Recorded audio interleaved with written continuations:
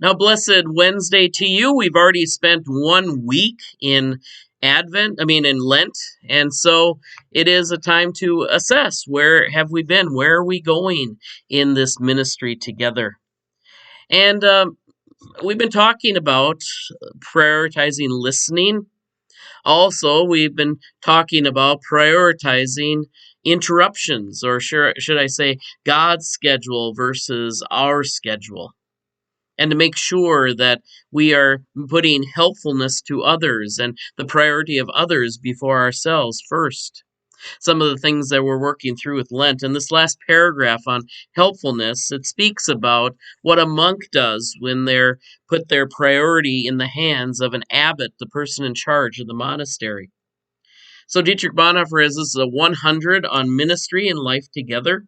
It says, in the monastery, the monk, his vow of obedience is to the abbot, deprives the monk of his right to dispose of his own time.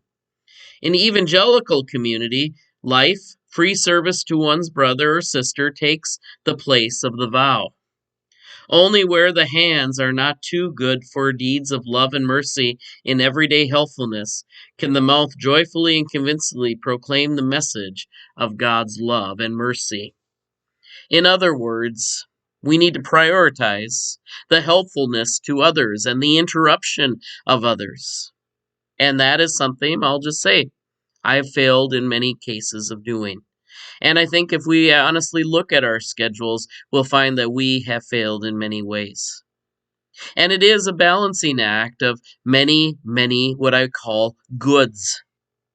Now, this is where I like to do my wordplay on things. Many have heard this, but I'll repeat it again. You take the word good, G-O-O-D, and you take out an O and it spells God or gods. And you take the first commandment, and what does it say?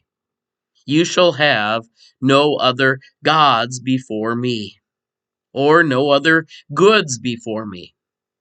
The reason why I like to go through that wordplay is because whenever I hear people talk about that they don't have time to do the things that God wants them to do, they will always tell me of good things that they are doing.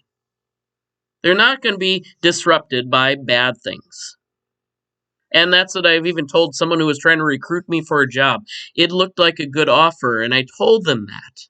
And then they said, why aren't you taking it? And he says, because good offers are the ones that I consider. You have to consider a good versus a good versus a good. When you have a bad offer, you take that off the table.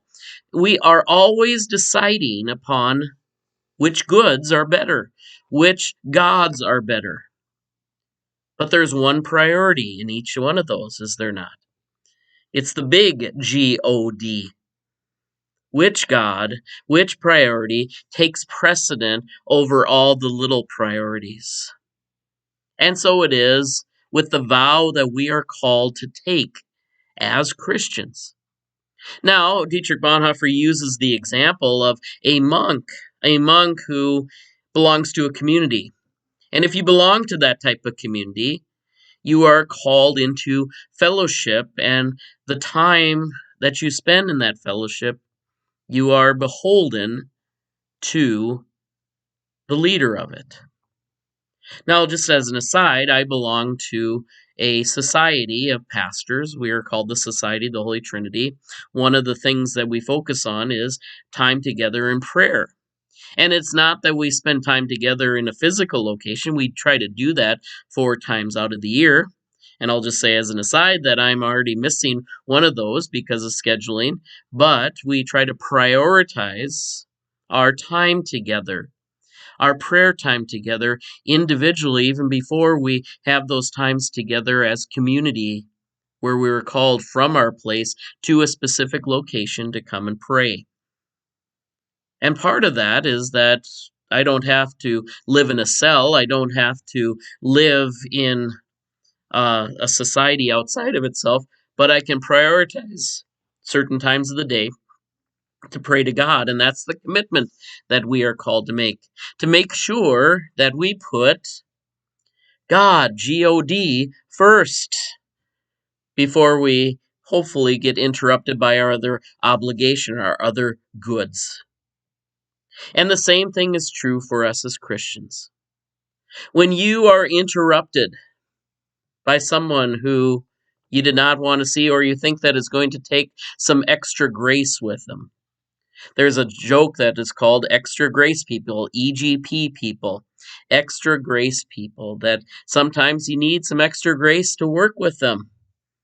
And part of the priority is to make sure that you spend time with extra grace for people.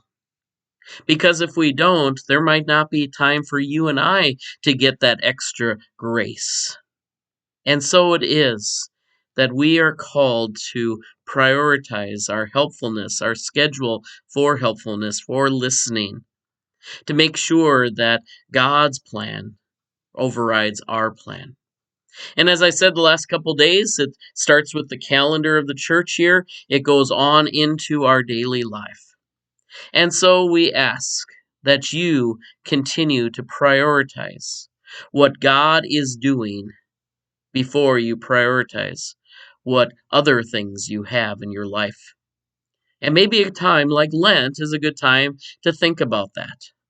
What are you doing for God? Do you put that first? Or do other things crowd in there? God bless you today. We trust that these continue to be words of encouragement. Take care. God bless. We'll see you tomorrow.